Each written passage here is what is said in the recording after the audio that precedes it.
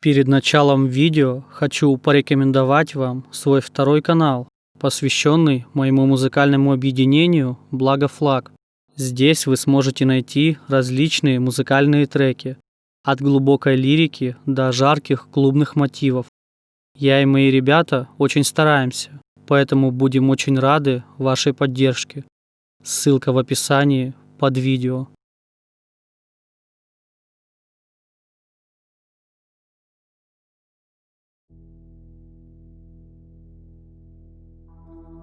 А вы задумывались о том, что на нашей планете много чего странного, непонятного, загадочного?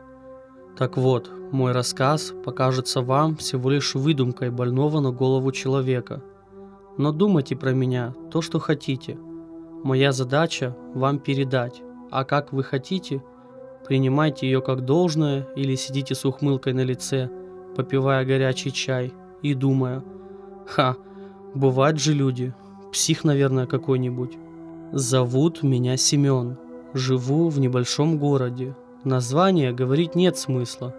Таких городков в нашей стране очень много. Работаю я поваром в одном достаточно приличном ресторане.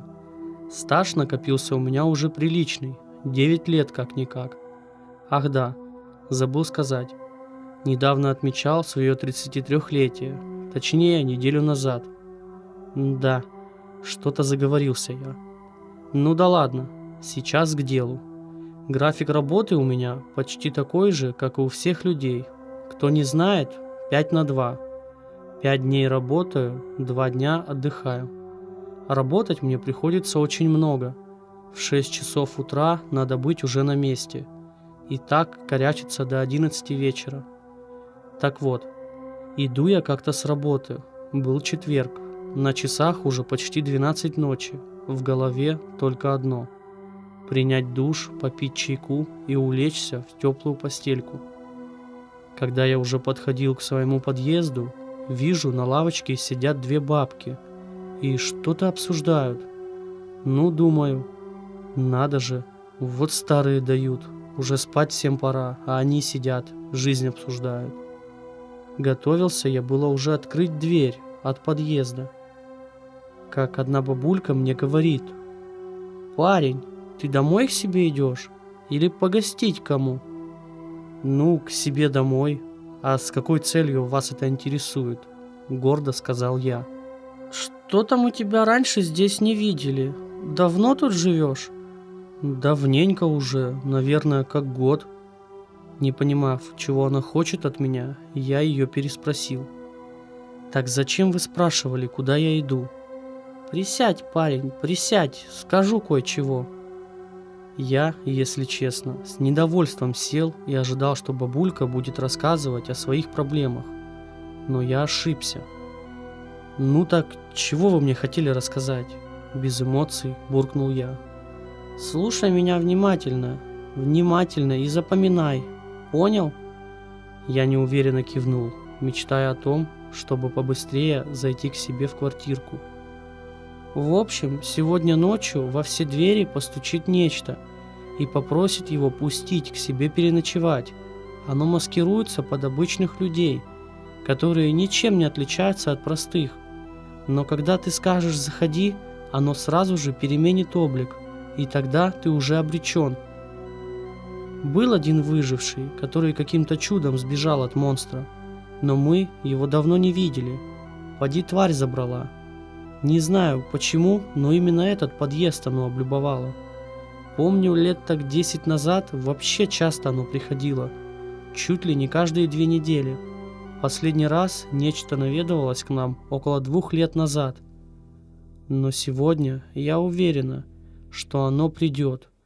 Знаю, и все тут. Меня после этого рассказа передернуло всего. И я, вылупившись на эту, как мне показалось тогда, чокнутую бабку, спросил: «Вы серьезно сейчас?» «Да, вполне серьезно. Ну ладно, мы с Зинкой, ее собеседница, с кем она сидела, пойдем спать. Ты тоже иди, а то не хватало, чтобы чудище нас тут застало». Я, весь в раздумьях, поднялся к себе на 4-й этаж и даже не знал, верить ли ей или, может, уже тронулась бабка. Конечно, есть риск, что меня примут за сумасшедшего, если бабулька соврала, но проверить информацию надо. Когда я лежал на кровати, пытаясь заснуть, меня вытолкнул из коматозного состояния стук в дверь. Чёртовый стук в дверь! Я, медленно обрабатывая свои мысли, пошел посмотреть, кто там. Но не дойдя до входной двери, я сразу же вспомнил рассказ той бабульки. Резко меня охватил животный ужас. Сразу же холодный пот начал стекать с меня ведрами. А стук все не прекращался. И я простоял возле двери, наверное, минут 5. Никак не решался, что делать.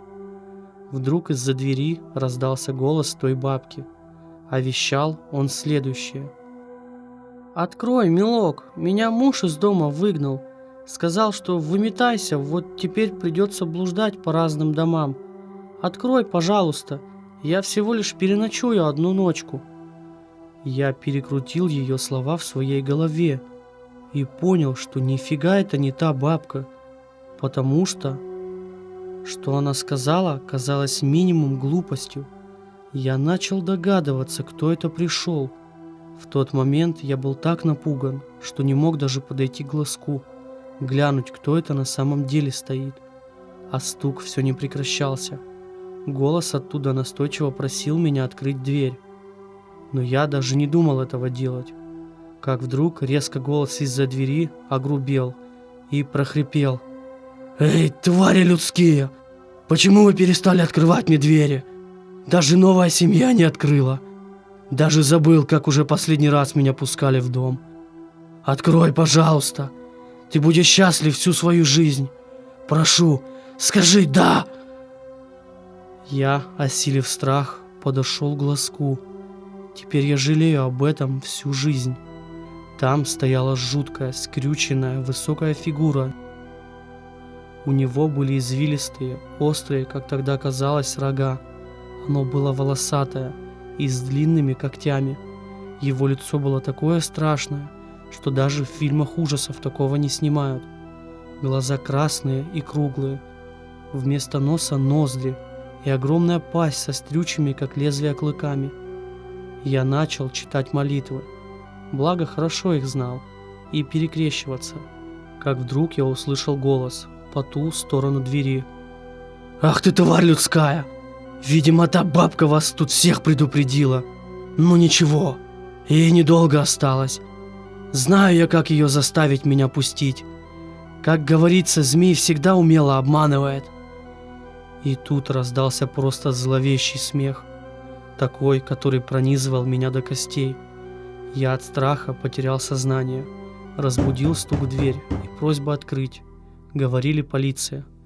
Я с радостью открыл дверь, и сразу же меня начали опрашивать. Говорили, что нашли обглоданное тело той старухи. Я знал, кто это сделал. Но как? Как он вошел к ней? Зачем она его пустила? Теперь я никогда этого не узнаю. Меня до сих пор мучают вопросы. Кто это был? Как он обманул бабульку? И так далее. Я давно съехал с той квартиры, но вот сегодня мне снился сон, что я иду по лесу, собираю грибочки, хотя в жизни этого не делал. И вижу, изба стоит, захожу в нее, а там нечто это стоит и говорит: «Открой мне, мама, я тут проездом у вас, можно переночевать?» Говорило оно с пустотой, но вдруг из ниоткуда раздался второй голос. «Конечно, входи, сынок». Это был голос той бабки, которую оно убило. Видимо, свыше мне дали понять, как оно добралось до невинной бабушки.